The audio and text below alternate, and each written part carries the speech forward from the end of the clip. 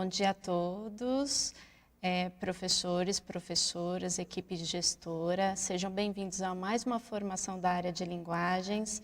Eu sou a professora Letícia, do componente Língua Portuguesa, e vou apresentar a pauta Multiletramentos e a linguagem na contemporaneidade. Comigo, eu tenho a professora Rosa, do componente Arte, que vai fazer a apresentação remotamente. Eu gostaria de apresentar, antes de mais nada, a equipe maravilhosa do Cefop, EFAP, que construiu essa pauta formativa de hoje. Gostaria de agradecer à professora Daniele, ao professor Maximiliano, a Adriana, o Daniel, a Rosa, a Simone e a Rosângela, que com muito empenho construíram essa formação para vocês. Professora Rosa, gostaria de se apresentar? Olá, bom dia. Meu nome é Rosa. Como a Letícia já falou, eu sou professora de arte e nós vamos agora para mais um ATPC.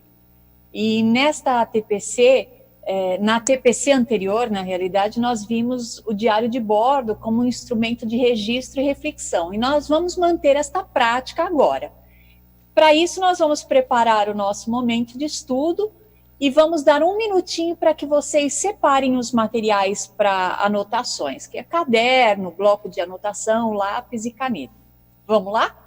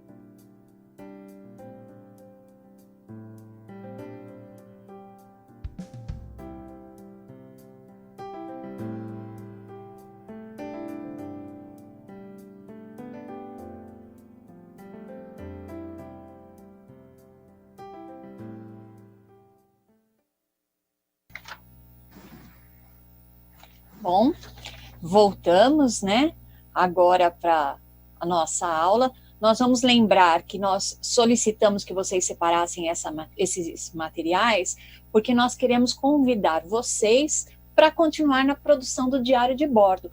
O diário de bordo é um registro pessoal, e a ideia desse registro vai refletir a nossa memória, a nossa prática, a nossa aprendizagem e material de estudo.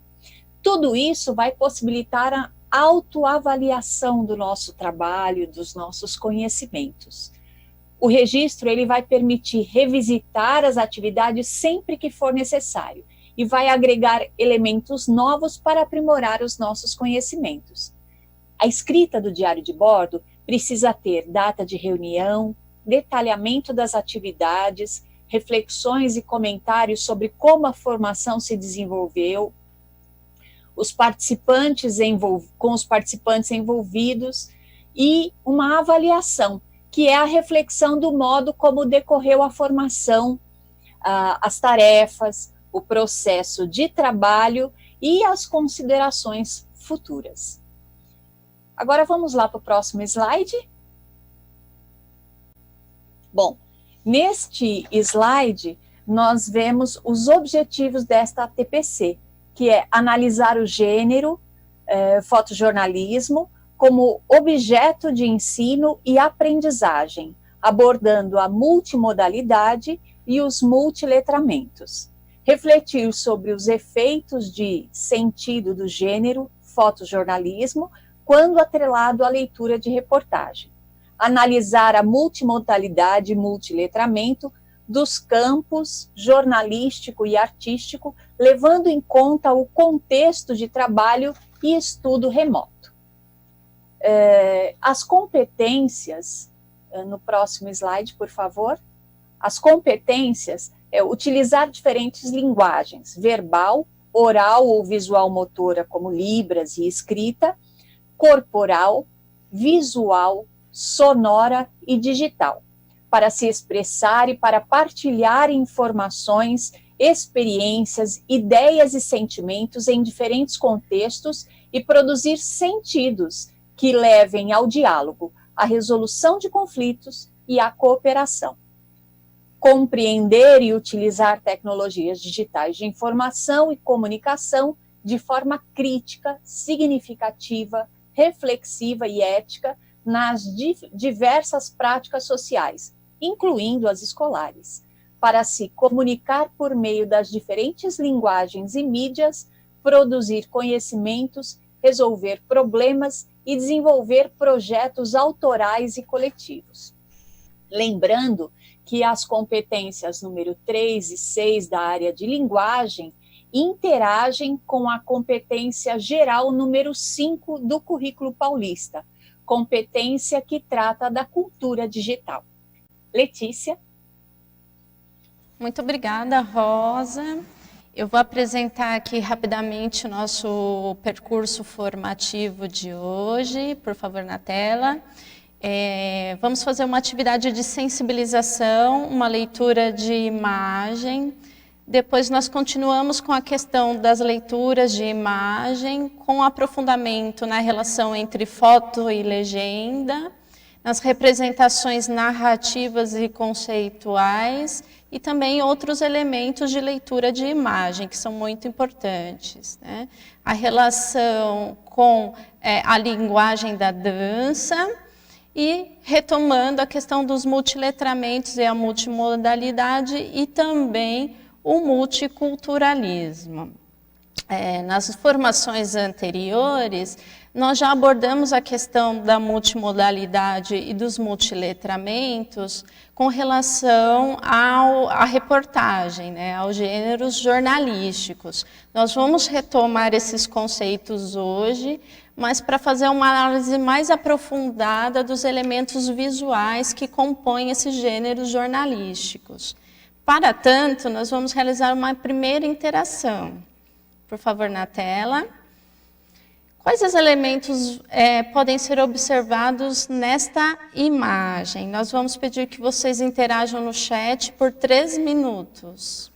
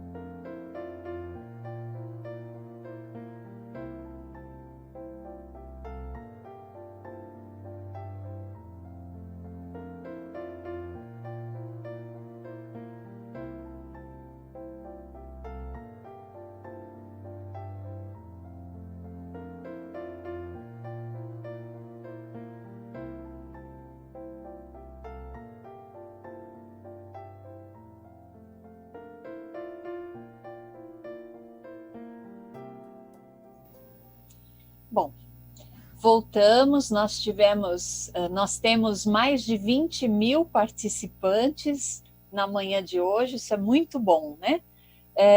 Entre as respostas que foram dadas sobre quais elementos podem ser observados nessa imagem, a professora Sabrina falou sobre a lousa, a Regina, a sala de aula, o Júlio falou sobre isolamento, Heloísa, arquitetura, a Regina, padrão, simetria, a Sandra, janela, quadro negro, professor Danilo, imagem não verbal, Cristina, ausência de elementos humanos, a Patrícia, espaço vazio, o Cristiano, objetos de uma sala de aula tradicional, a Silvia, cadeiras, paredes, lousa, luminosidade, a Jaqueline, quadro negro, Ulisses, sala vazia. Ao longo das atividades ligadas às áreas do conhecimento e seus objetos, nós vamos estimular entre os docentes o que tende a contribuir com o aprimoramento do repertório de todos. Os elementos que nós vemos na imagem deixam claro que se trata de uma escola antiga. Nós temos ali paredes antigas, lousa, bastante giz, o material usado, portas grandes e de madeira, detalhes arquitetônicos e ornamentos da época. E numa imagem, nós podemos analisar diversos elementos, como iluminação, cor, ângulo, perspectiva, foco, enquadramento, cenário e etc.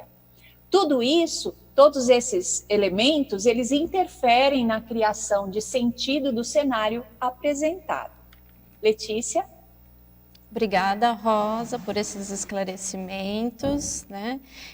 Vale ressaltar que essa imagem é uma fotografia que pertence ao acervo de um estudante, que foi estudante, na verdade, da rede estadual, o Gustavo de Moraes, que estudou na escola Aderbal de Paula Ferreira, localizado em Itapetininga. Então, quando ele tinha 15 anos, o Gustavo foi muito incentivado por seus professores, né, pela diretoria, enfim, né, a realizar esse trabalho de fotografia que foi muito elogiado. O Gustavo, ele retratou a história arquitetônica de 3 escolas em Itapetininga, que são elas, a própria escola onde ele estudava, a Aderbal de Paula Ferreira, também a Peixoto Gomide e a Fernando Prestes, né, que são muito antigas, datam aí, né, a sua construção de 1890 e foram projetadas pelo arquiteto Francisco de Paula Ramos de Azevedo. Então, essas escolas apresentam uma história arquitetônica muito rica e foram fotografadas pelo estudante Gustavo em 2014. E como houve uma repercussão muito positiva para o estudante, essa história se tornou uma matéria que foi veiculada no site da Secretaria de Educação do Estado de São Paulo. Rosa, gostaria de acrescentar mais alguns elementos? Sim. Nós nos deparamos com novos gêneros o tempo todo, né? Então, tudo isso através de blogs, anúncios de pop-up, mensagens de incentivo em PowerPoint e assim por diante. E nós dispomos desses recursos tecnológicos que nos permitem optar mais facilmente entre modos de significar, por exemplo, postar uma foto de uma cena ao invés de descrevê-la verbalmente. E, partindo dessas observações, nós destacamos o crescente espaço que as imagens vêm ocupando, em comparação com a linguagem verbal. Nos mais diversos textos dos nossos dias, nós vemos evidenciado a importância dos recursos de sentido empregados em imagens. Assim como a linguagem pode ser muito persuasiva, a linguagem verbal também. E manipular o leitor, espectador, por meio de muitos elementos, como enquadramento, seleção de cores, distribuição dos elementos, página, tela, tudo isso vai mexer com esse espectador ou este leitor. E assim como a linguagem verbal pode ser fragmentada, recortada, transformada, transfigurada, assumindo novos sentidos, muitas vezes até ilegais, como ocorre no que nós chamamos de fake news, as imagens também correm esse risco. Exatamente. Então, para aprofundar essa questão dos elementos visuais, né, na leitura que nós fazemos de elementos, né, na relação entre elementos verbais e não verbais, é que nós propomos mais uma interação, né? Nós queremos que vocês criem uma legenda para a imagem apresentada, né? Durante 3 minutos vocês podem também interagir no chat e colaborar.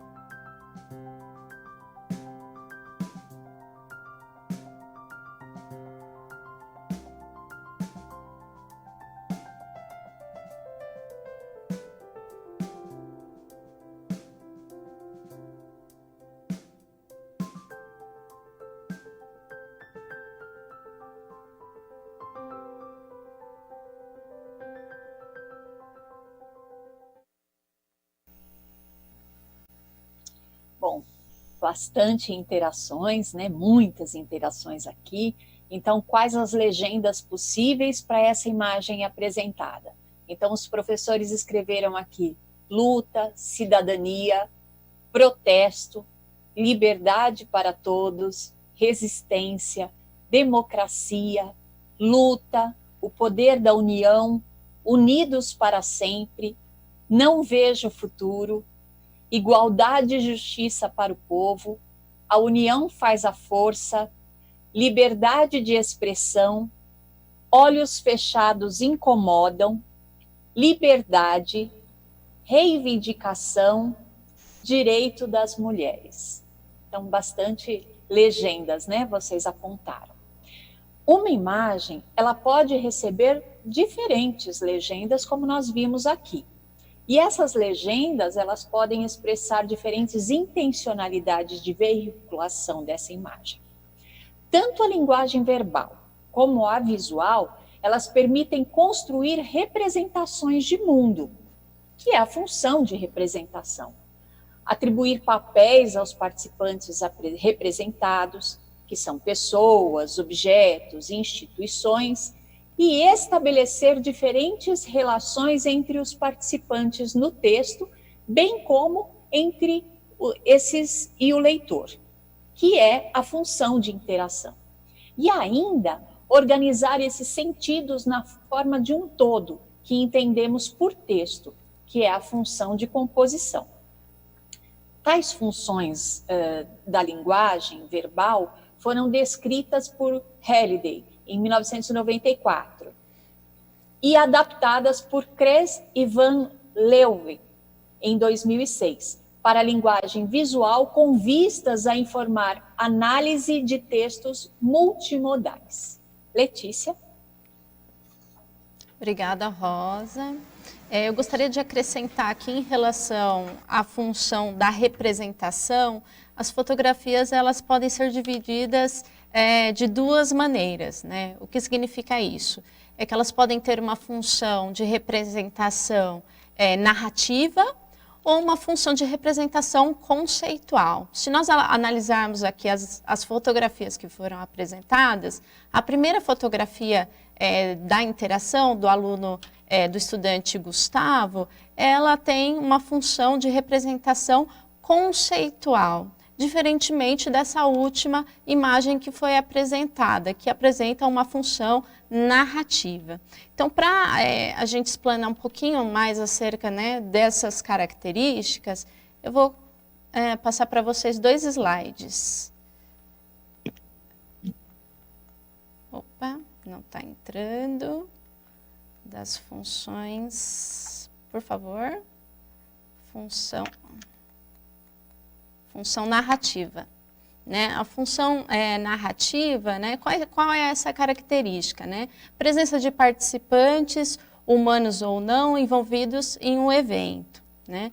Ou presença de vetores que indicam movimentos, uma ação, né? As setas propriamente ditas, ou vetores formados pela linha do olhar, a orientação corporal desses participantes, desses sujeitos, sugerindo, então, movimento e direção. Ou, então, a inserção dos participantes em um pano de fundo que indique circunstâncias de tempo e espaço. Por outro lado, a representação conceitual, ela atribui, né, algumas características. O foco, então, é nesses atributos e identidades dos elementos participantes. Por exemplo, na imagem do estudante Gustavo, nós tínhamos ali, né, uma cena estática, não havia personagens, não havia movimento, né? Você tinha ali, digamos, só os elementos, né, da sala de aula. Em relação a, por exemplo, a foto da manifestação, nós já apresentamos uma representação narrativa, porque ela, de fato, ela conta uma história. Você não tem todos os elementos, mas você consegue, né, atribuir aí alguma narrativa, né? Ainda que você não tenha todos esses elementos, você consegue depreender uma historinha, uma narrativa daquela fotografia. Para explorarmos ainda mais esses elementos de leitura das imagens, nós vamos passar para mais uma interação. Por gentileza, né? Qual poderia ser o tema da matéria que contém a seguinte imagem de capa? Então, nós esperamos que vocês contribuam bastante no chat. 3 minutos.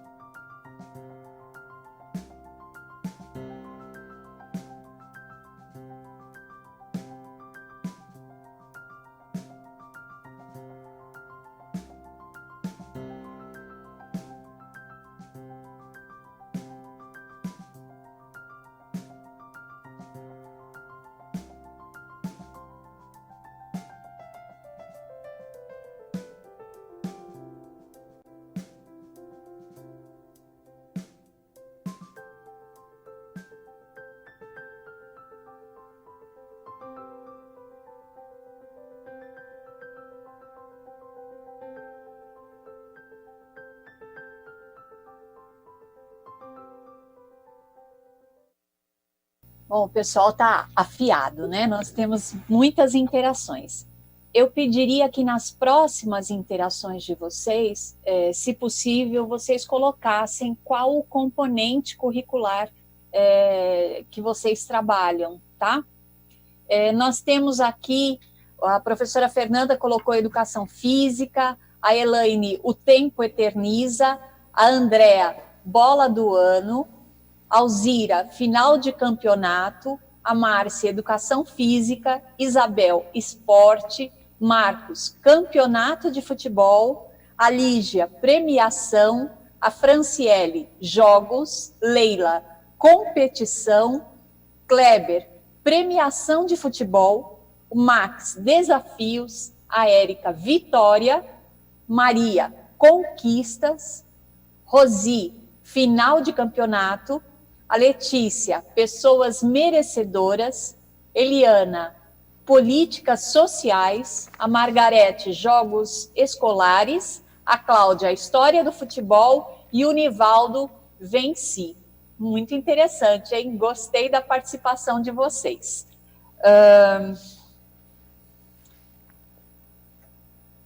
Bom, não esquecendo que nas próximas participações, que vocês coloquem, por favor, os componentes, né, para a gente ver como está sendo entre os componentes a participação de vocês, tá bom? Letícia? Obrigada, Rosa. Eu gostei demais das participações dos professores, né? E elas nos indicam, né, que, de fato, esses elementos visuais, eles nos respaldam, né, nos dão dicas, nos oferecem elementos de leitura e interpretação.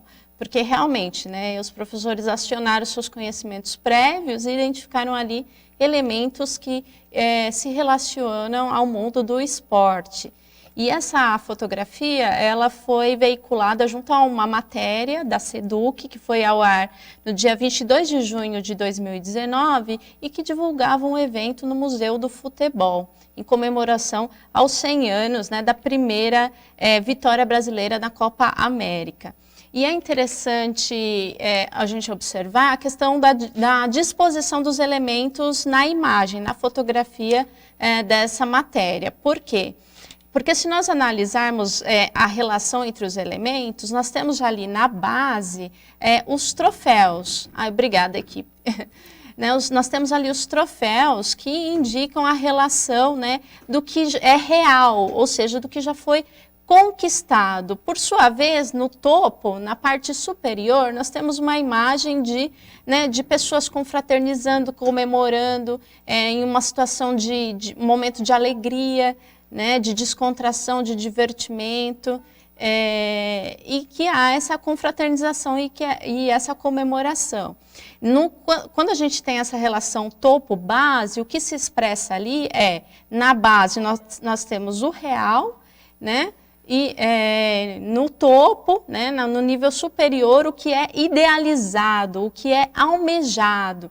Então, nós podemos fazer essa leitura que é muito interessante sobre essa imagem de capa da reportagem, da matéria, porque elas nos indicam exatamente essas questões, né? O que já foi conquistado, nós temos ali o esporte, né, os troféus, mas o que se almeja, né? Se almeja essa alegria, essa confraternização, essa união, que é bem interessante. Sobre os elementos, né, topo, base, nós temos também a questão da direita e da esquerda, que são elementos fundamentais também para a leitura de imagens, né? Então, quando nós temos uma disposição de elementos à direita, são informações que já foram dadas, que são geralmente conhecidas. E à esquerda são informações novas. Vamos, por exemplo, lembrar daquelas famosas imagens de pessoas famosas, né, em que eles mostram o antes e o depois, né? Geralmente se localiza ali à esquerda, né?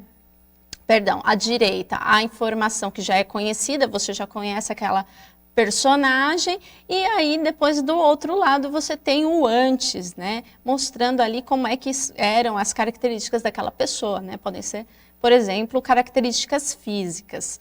Outra questão é a disposição do centro Em relação à periferia, aparecem no centro os elementos que são considerados primordiais, mais relevantes para a leitura. E, por outro lado, o que fica na periferia é o que não é considerado tão relevante, tão importante para a leitura da imagem. Pensando nesses elementos, né, acho que a Rosa pode contribuir um pouquinho, né, Rosa, sobre essa questão da leitura da imagem. Verdade. Vamos relembrar a TPC anterior, onde nós apresentamos a reportagem Espaços Urbanos e Subjetividade, um olhar sobre a violência. Nessa TPC, a psicóloga Viviane Fernanda dos Santos, mestre em Psicologia Social pela Faculdade de Ciências e Letras de Assis, Unesp, traz elementos da sociologia para pensar a marginalidade e a criminalidade como produtor de uma sociedade intensamente individualista e que não preza pelo bem comum. Por meio dos elementos visuais e da legenda da fotografia da reportagem, pudemos refletir sobre a importância das redes protetivas para a efetivação dos direitos da criança e adolescentes. Também na formação anterior, nós exploramos as temáticas que poderiam ser suscitadas a partir da leitura da imagem, atrelada à legenda. Algumas interações, elas trouxeram respostas sobre repressão e violência. Essas conclusões só foram possíveis porque houve um trabalho de integrar as leituras do verbal e do não verbal. E o verbal fornece pistas para a compreensão do não verbal e vice-versa. E com a interpretação de imagens, nossa sensibilidade fica aprimorada, as características emocionais, racionais e sensíveis são exploradas. O entendimento de mensagens ou perguntas que chegam na forma visual é melhorada, além de nos tornarmos mais críticos sobre o mundo ao nosso redor. Então, olha aí a importância de trabalhar com a imagem. Letícia? Obrigada, Rosa, pelas contribuições, né? Eu gostaria de retomar a questão da reportagem, porque, de fato, né, essa constituição do verbal e do não verbal, ela é muito importante.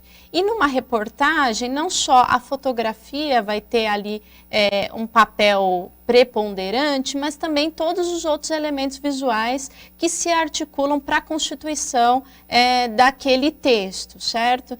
Então, para nós pensarmos em outros aspectos, não só a fotografia, nós vamos propor a vocês, então, mais uma interação conosco. Deixa eu passar aqui, por favor, na tela. Existem outros elementos visuais na reportagem, além da foto? E quais são esses elementos? 3 minutos, por gentileza.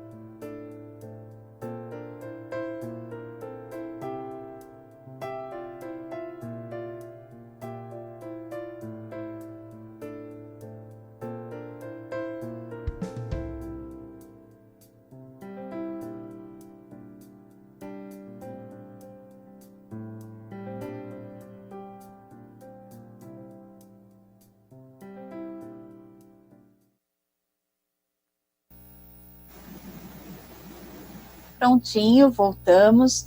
Então, nós tivemos várias pessoas interagindo, nem todas colocaram, né, o componente, a gente não consegue saber qual é o componente, mas ok. Então, quais são as outras possíveis, né? E colocaram aqui, ó, a Gláucia colocou o texto, a Ana Paula escrita, Sueli valores, Isaías formato do título, a Célia dança e comunicação, Camila diagramação do texto, a Michele linguagem verbal, a Danúbia manchete, reportagem, a Vera colocou diagramação, o Lucas, linguagem verbal, o William, texto, a Margarete, estrutura, a Silvia, texto, título, a Cláudia, linguagem, a Jussiele, de língua portuguesa, colocou texto, o Washington, diagramação. Bom, para que haja essa compreensão de um texto, é necessário a gente analisar não somente a linguagem verbal, mas também a visual. Na junção dessas informações que a gente vai construir a composição da mensagem. Os efeitos de diagramação, formatação e a organização de um texto, eles não são aleatórios, assim como as imagens, fotografia, pintura, desenhos, gráficos e etc., que compõem essa imagem total. Todos esses elementos, eles carregam significados passíveis de serem analisados. Então, essa constituição de sentidos e os vários recursos representacionais dos textos são denominados multimodalidade. Assim, todo texto pode ser multimodal, mesmo que só tenha um texto escrito.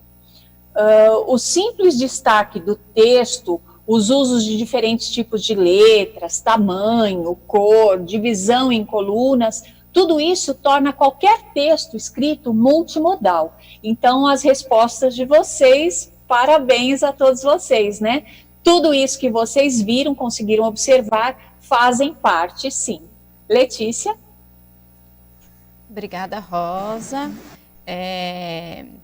Então, de fato, né, aquela reportagem, ela traz diversos elementos visuais que são preponderantes para a leitura, para a criação de sentidos da reportagem. Não somente a fotografia, mas todos esses outros elementos que os professores já comentaram, já nos trouxeram, né? Então, a cor, o tamanho, né, da fonte, o tipo da fonte, a diagramação da página, enfim, né, todos esses elementos, eles contribuem para a criação de sentidos. E como a Rosa disse muito bem, né, de fato, todo texto, ainda que tenha só lá o texto escrito, né, ele ainda é multimodal, porque você vai avaliar a textura, a coloração da folha, né, da página, e por aí identificar elementos como a data, né, que foi escrito, e, enfim, outros elementos. Se uma pessoa escreve uma carta, né, como eram lá os antigos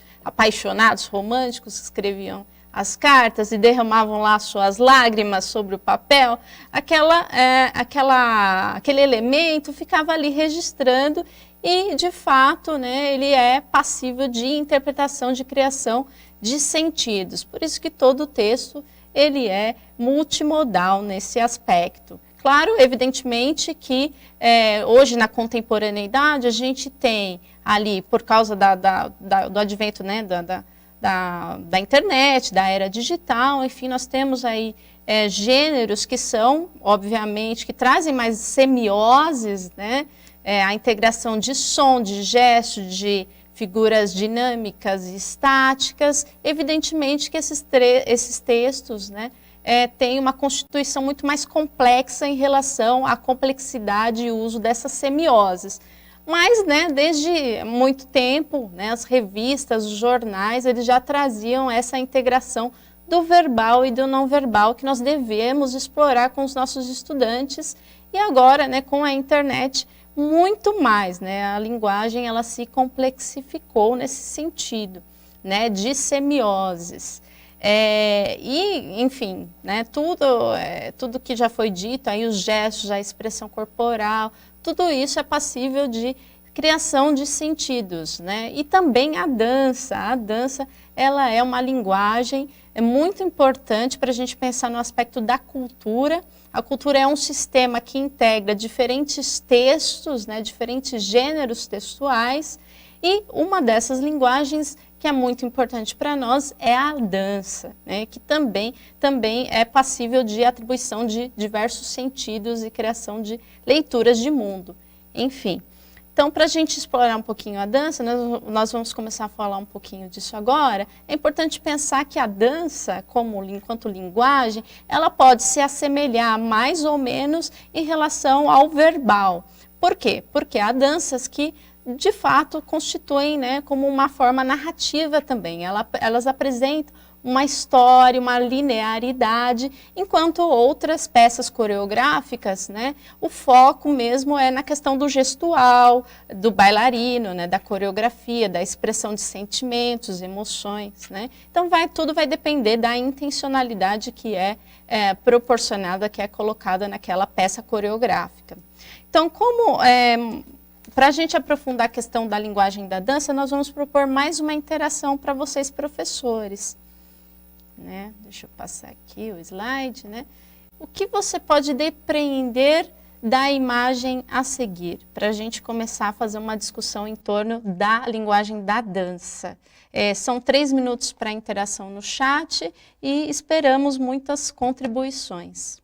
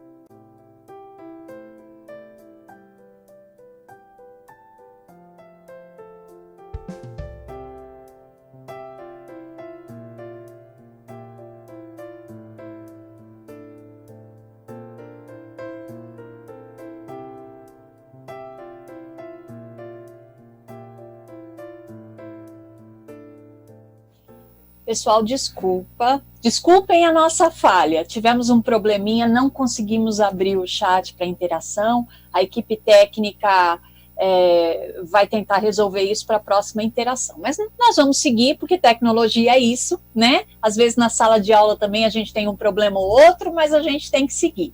Então, quais seriam as respostas possíveis para esse questionamento aí que a Letícia colocou? Poderia ser drama, luta, angústia, alteridade, são várias respostas possíveis, né?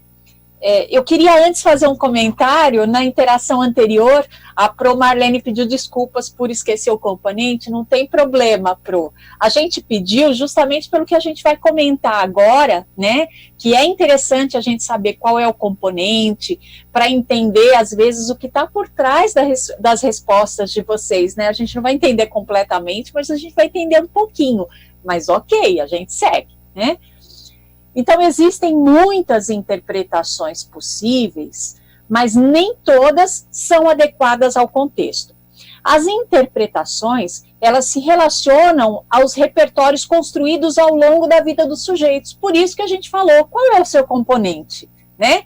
Dependendo do seu componente, a interpretação que você tem de uma imagem vai ser um reflexo de tudo que você viveu ali, do seu componente, da sua vida.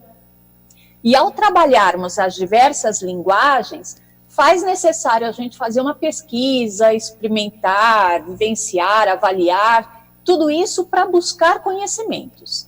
E a representação por meio dos códigos não verbais, como vimos nesta pauta, nos mobiliza o pensamento, o sentimento.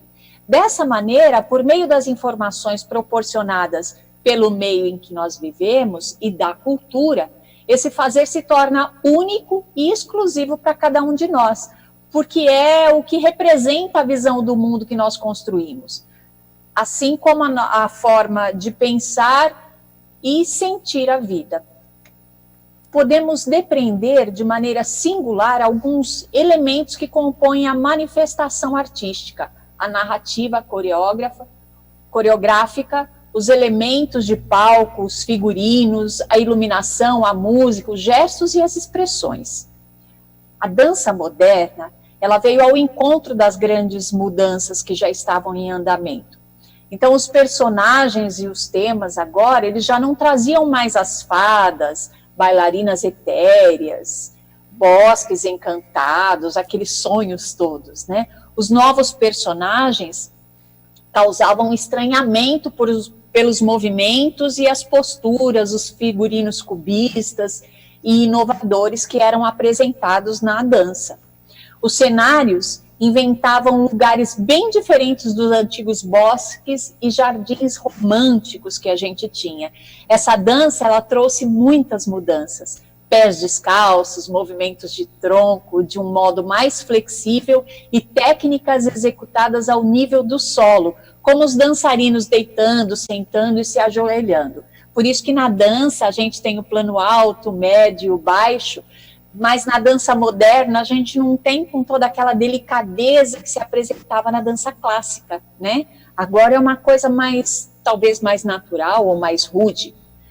Na técnica clássica, a maioria dos exercícios era, e ainda é em geral, executado em pé.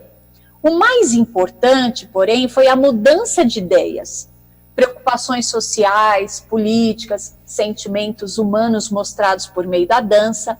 O tema e personagens principais eram o homem moderno, sua vida, suas tradições, seus conflitos, enfim, o homem inserido em seu mundo. Alguns balés contemporâneos, por exemplo, eles trazem um certo estranhamento para quem não está acostumado, né? Quando mostra todas essas questões sociais atuais dentro da dança, o que é muito diferente da dança clássica. A dança, ela é uma linguagem artística do corpo em movimento. A prática dessa dança, ela vai possibilitar o desenvolvimento da sensibilidade e da motricidade como pares entrelaçados. O domínio do movimento na dança propicia a ampliação de repertórios gestuais, novas possibilidades de expressão e comunicação de sensações, sentimentos e pensamentos. O refinamento do corpo em movimento encontra-se articulado à expressividade e à criatividade, envolvendo processos de consciência corporal, que aí no caso é individual, e social, que vai ser a relacional, assim como processos de memória, imaginação, concepção e criação em dança nos hábitos artístico e estético. A dança, ela está presente no salão de baile, nos desfiles de carnaval, em um encontro de danças urbanas ou na roda de samba na rua, no pátio de uma escola, no palco de um teatro, no cinema, na televisão. Ela aparece em vários contextos nossos, né? E as danças, elas têm funções e sentidos ligados ao contexto de acontecimentos e aos sujeitos que a vivenciam e que a desfrutam como público. Pensando em uma dimensão mais abrangente, nós acreditamos que todas as pessoas podem dançar. Se por um lado, cada contexto de ensino e aprendizagem da dança tem contornos diferenciados, nós poderíamos dizer que existe algo comum e importante a ser destacado para o professor que irá percorrer as situações de aprendizagem. Dançar vai implicar aprender sobre o movimento que aborda, o espaço das suas relações de direção, níveis e planos, e o tempo nas relações de ensino da arte, de pulsos, ritmos, pausa e velocidades, com e no próprio corpo, tendo a ação e a reflexão sempre presentes. O ensino da arte na escola, ela não tem a função de oferecer uma formação profissional, não é esse o nosso objetivo, mas ela tem a função de proporcionar aos estudantes a oportunidade de conhecer, apreciar, criar e viver a dança no ambiente escolar, tendo experiências com sentido e ligados ao mundo dessa linguagem, expandindo a possibilidade de formação e participação social. Nós estamos convidando os professores de arte a enfrentar um desafio, aproximar-se da dança como uma linguagem artística, procurando pontes com as demais linguagens de seu conhecimento, com as suas histórias pessoais de corpo e movimento e com suas memórias e desejos dançantes, por vezes não manifestos. Então, como nós de arte podemos fazer essa interação? O que é muito importante, porque olha, não é um ensino formal de dança, não vai sair ninguém aqui bailarino, mas é como se expressar através da dança, né? É como transpor o que está acontecendo no mundo ao redor através da dança. É isso que a dança moderna vai trazer.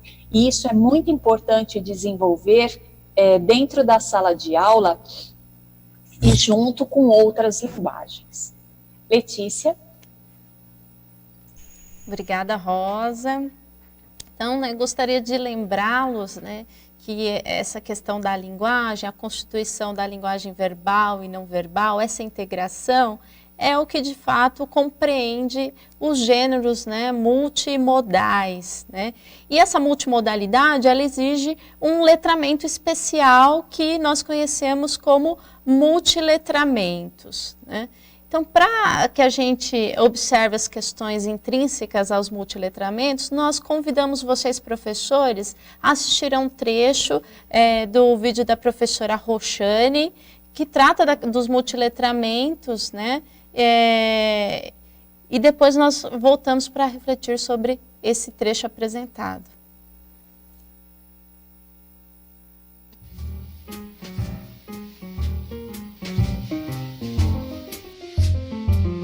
Na verdade, né, essa coisa de que é agora que é assim, né, é uma ilusão, né? Se a gente pensar na própria escrita e nos textos escritos, a escrita tem uma mancha de página, ela tem uma diagramação, ela tem a escolha do tipo de caligrafia, né, ou de serifa, de letra, né, que a tipografia vai. Então ela tem uma série de aspectos, quer dizer, o que eu estou dizendo? Que a escrita é imagem, né, ela não é só linguagem escrita, ela é imagem também. Há muito tempo os textos, seja de jornal, seja de livro didático, de livro em geral, trazem também infográficos, mapas. Pense no mapa. O mapa é lá da Idade Média, não é? E está dentro da escola há muitos anos. Ele é, sobretudo, imagem, né? A escrita inserida na imagem. Então, primeiro, não é agora. Se a gente for pensar, então, na televisão e no rádio, que também estão aí desde 1920, 30, né? Já viabilizavam vídeos, filmes, cinema, áudio, música, etc. O problema é, TV e rádio entraram, e mesmo cinema, entraram muito pouco e muito lateralmente na escola, né? A escola é que é muito aferrada ao texto escrito, entendido como sistema de escrita, né? E não como imagem ou qualquer outra coisa. Pegue um cara como Arnaldo Antunes, ele vai fazer maravilhosos poemas visuais com caligrafias, né? Então a escrita é a imagem. Agora, a segunda questão é que a gente tem tendido também a ver essas outras linguagens, ditas outras linguagens, a multimodalidade, como uma ilustração da escrita. O que eu estou dizendo? Escola muito aferrada a essa ideia de que letramento é letramento da letra, né? É letramento da escrita.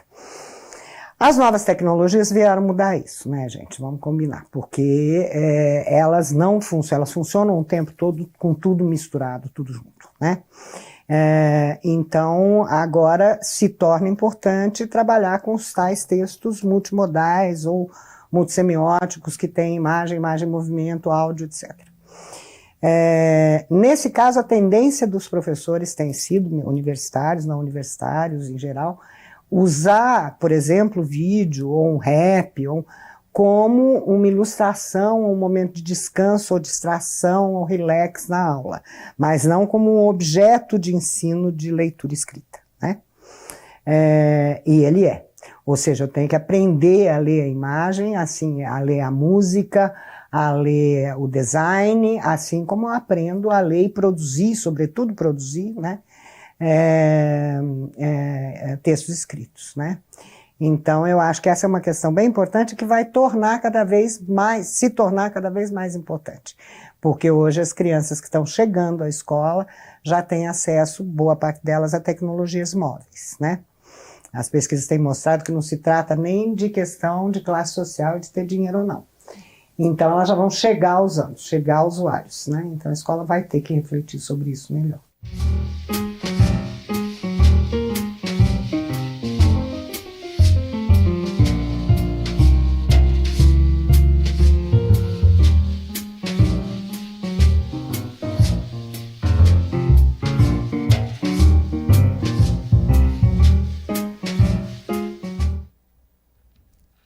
Voltamos, espero que vocês tenham gostado do vídeo da professora Roxane, que é especialista, né, em multiletramentos.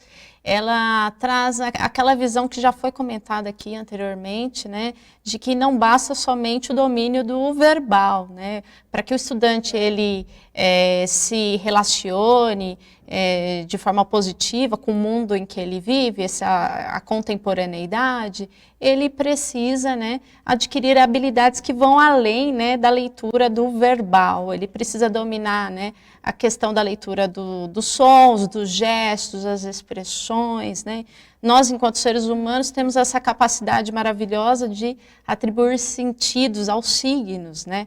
Os signos nem sempre são signos da cultura, né? Como a linguagem, artificiais, né? Eles podem ser signos até naturais. Você observa, olha para a janela, observa uma nuvem escura, né? Que prenuncia a chuva. Então você atribui esse sentido.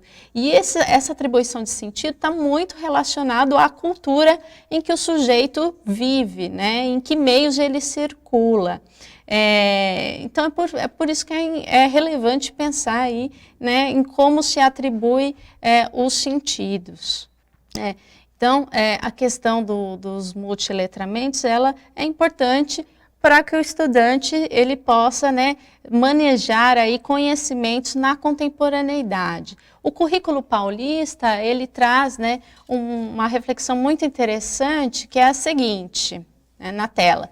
Em qualquer dos sentidos da palavra multiletramentos, no sentido da diversidade cultural de produção e circulação dos textos, ou no sentido da diversidade de linguagens que os constituem, os estudos são unânimes em apontar algumas características importantes. Eles são interativos, mas mais do que isso, colaborativos. Eles fraturam e transgridem as relações de poder estabelecidas, em especial as relações de propriedade, das máquinas, das ferramentas, das ideias, dos textos verbais ou não. Eles são híbridos, fronteiriços, mestiços de linguagens, modos, mídias e culturas. Então, sobre os multiletramentos, o que é importante observar? Que ele trata não somente da diversidade de semioses, né, que estão envolvidas, o som, a imagem dinâmica, a imagem estática, mas também a questão de produção e circulação desses textos, né? Outra questão relevante para a nossa reflexão é a questão de diversidade de culturas, né? E o que significa isso quando a gente fala de diversidade de culturas? É só integrar culturas de diversos povos, países? Também, né? Mas não só isso. Quando a gente fala de cultura, é a integração que existe hoje na contemporaneidade do popular, né? Do erudito, né? Com o erudito. Então, hoje na internet eu posso ter acesso a diversos tipos de texto, né? Sejam eles eruditos, populares, centrais, periféricos, do meu país, mas de outros países, né? Então, é importante também, na questão dos multiletramentos, levar em conta essa amplitude, variação e integração de culturas. Para a gente refletir um pouquinho mais, né, eu gostaria de apresentar uma nova interação para vocês, né, na tela.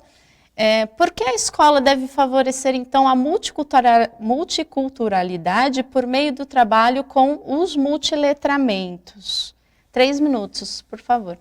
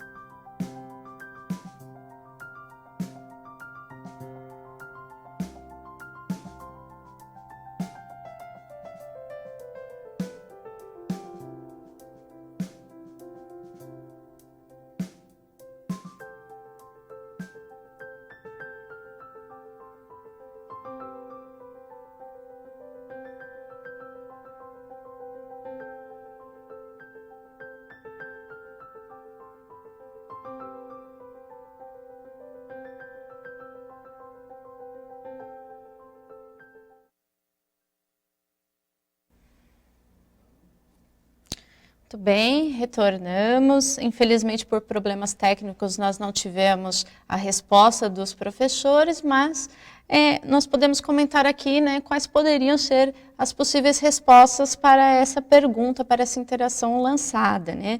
Então, por exemplo, considerar, né, a diversidade cultural e social dos estudantes, também diversificar os instrumentos e ferramentas de avaliação, contemplar a multiplicidade cultural da produção dos textos, né? Porque, de fato, considerar essa multiculturalidade tem muito a ver com o respeito à diversidade também dos estudantes e, de alguma forma, contemplar essas diferentes formas de aprender, né?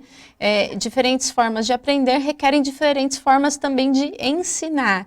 E é isso, né, que propõe os multiletramentos, né? Essa questão de abarcar toda essa heterogeneidade, que é muito importante, né? Então, também trazer o estudante para perto da escola, né? Para que ele se sinta acolhido. Tem a questão também do pertencimento, do acolhimento, que são muito importantes.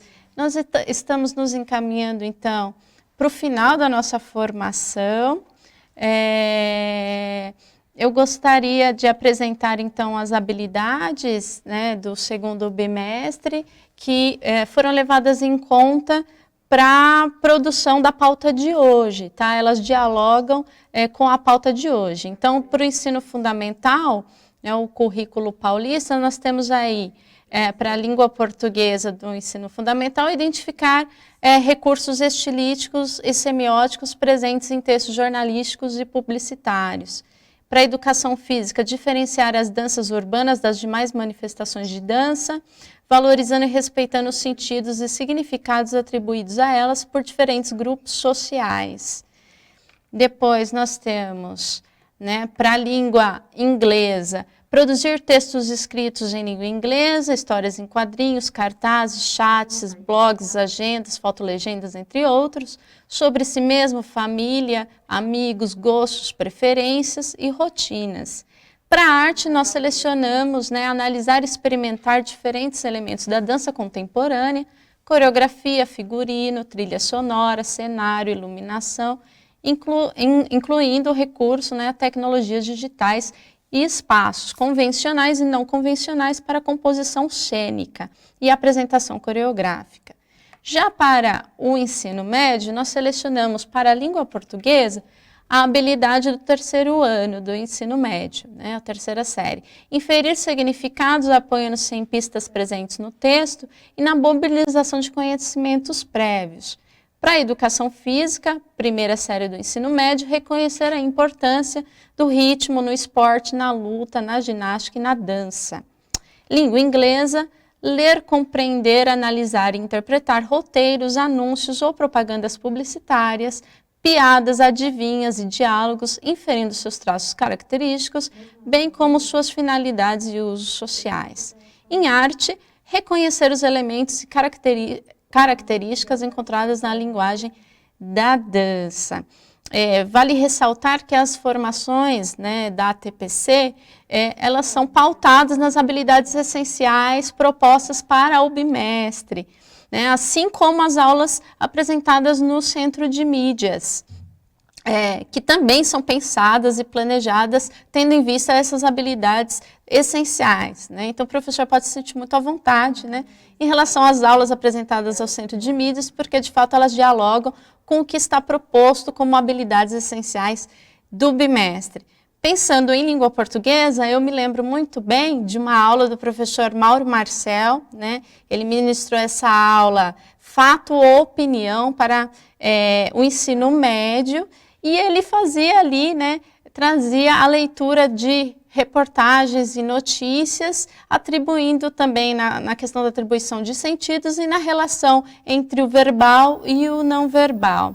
Eu gostaria de convidar o professor Mauro Marcel para fazer uma fala conosco em relação à preparação das suas aulas para o Centro de Mídias e como ele articula as habilidades essenciais do bimestre às atividades planejadas para os estudantes. Por gentileza, professor Mauro. Olá, tudo bem? Tudo bem, Letícia? Tudo bem com vocês? É um prazer falar com os professores da rede. Muito bom dia para vocês. Eu estou aqui honrado e peço licença para entrar na casa de vocês, nas escolas, para poder passar um pouco da experiência que eu tive nesses meses, organizando, preparando, né, aulas para o Centro de Mídias e trabalhando as habilidades do bimestre. A professora Letícia notou bem que as aulas que nós organizamos, preparadas ao redor dessas habilidades, né, para essas habilidades, elas foram pensadas justamente para isso. Esta aula que foi citada, Fato ou Opinião, nela nós organizamos da seguinte forma: nós organizamos a aula ao redor de imagens, e uma das imagens, ela apresenta o ataque à cidade de Nagasaki, e foi exigido o conhecimento prévio do aluno, né, em relação à história, o conhecimento prévio de vida dele, estudos, conhecimento escolar, e foi pedido que ele soubesse, né, a história deste ataque. No outro momento, foi pedido que ele também identificasse num desenho que está no caderno do aluno a questão do rompimento na barragem de Brumadinho. Então, e esse conhecimento foi debatido ao longo da aula e depois pedido que ele legendasse ambas as imagens em momentos diferentes, para levá-lo a pensar, né, no texto jornalístico. O texto jornalístico não é só o texto escrito, mas também o texto, a imagem, o texto não verbal, o texto não verbal. Levando a pensar nos diversos letramentos, né, que é a questão do texto, a imagem e a história de vida dele, que levou a entender o que se passa naquela situação, levando, no final, o objetivo da aula era entender a diferença entre opinião e notícia, né, opinião e notícia. Ao longo dos meses, outras aulas se seguiram, né, buscando esse multiletramento. Uma aula de pré-modernismo foram apresentadas também outros momentos em que a professora Tayana, numa aula da terceira série do ensino médio, ela apresentou uma imagem, essa imagem de Canudos, e perguntou aos alunos do que se tratava, o que era, né, se lembrava uma favela, lembrava uma periferia, lembrava algum outro momento, casas de maneira precária. Então, os alunos foram construindo significados a partir do que iam vendo. Outros textos se seguiram numa aula minha no terceiro ano também, chamada To Be or Not To Be, onde fomos elencando vários textos, textos do Olavo Bilac, do Lima Barreto, um quadro do Mark Tirol e um poema do Mário de Andrade. E ao longo desses textos foi pedido que os alunos construíssem significados, né, foram organizando as suas habilidades ao redor desses textos. Esta aula foi exatamente uma habilidade que a professora Letícia propôs, que era inferir significados, apoiando-se em pistas presentes no texto e na mobilização de conhecimentos prévios, né? E, por fim, numa aula de ontem, uma revisão da primeira série, nós colocamos dois textos com o mesmo assunto, a Via Láctea. Um texto mais ligado à astronomia, no outro um texto literário, né, o texto famoso do Olavo Bilac, chamado a Via Láctea. E fomos construindo significados ao longo da aula, também apresentamos imagens, também foi pedido que os alunos identificassem, conversassem, trouxessem conhecimento de mundo deles a partir do que estavam vendo. Esse debate com as habilidades, com a equipe curricular, com os professores de mídias, ele é rico, ele é prolífico e ele sempre engrandece muito o trabalho do centro de mídias, e eu acredito que ele tem que servir de subsídios, né, para a rede, e o grande desafio nosso é buscar, além das habilidades, também o engajamento, né, tornar tudo atrativo. Foi o que a professora disse no vídeo, que as imagens, os vídeos, os filmes não sirvam apenas como momento de descontração, eles sejam o próprio objeto de análise, porque hoje, no século XXI, existe uma gama enorme de textos, não apenas o texto escrito, mas esse multiletramento é necessário, se faz necessário. Então, essa é um pouquinho da experiência. Espero estar aqui outras vezes para falar um pouquinho sobre como é o trabalho no Centro de Mídias. Eu tenho certeza absoluta que existem várias perguntas, várias questões que podem ser abordadas em outros momentos. Me ponho à disposição, eu e acredito que os demais professores da área de linguagens, e é isso. Professora Letícia, muito obrigado. Bom dia, professores. Obrigada, professor Mauro, pelo seu depoimento, né? Eu acho que ele foi muito rico, foi muito esclarecedor em relação ao seu trabalho e ao trabalho dos demais professores do Centro de Mídias, né? E como, de fato, né, há um empenho em desenvolver essas habilidades essenciais, né, dos estudantes que são projetadas para cada bimestre, né? É um empenho muito grande de toda a equipe, né, da SEDUC, e também dos professores do Centro de Mídias para que tudo ocorra da melhor forma possível nesse momento, né, de estudos, trabalho remotos, né. Então, gostei demais da fala do professor Mauro, eu acho que ela contribuiu bastante com a nossa pauta de hoje. Nós voltamos agora com a professora Rosa, eu acho que retornamos aí a conexão, né. Faz parte, problemas técnicos ocorrem, né, faz parte do novo normal, né, que a gente vive. E é isso, eu gostaria de passar a palavra para a professora Rosa, para que ela possa se despedir. Rosa? Gente, foi um prazer estar com vocês mais uma vez nessa ATPC formativa, né? Espero estar de volta em outras. E, como sempre, eu quero deixar um beijo agora para a professora Elisete Ragusa, que trabalha com a gente na EFAP.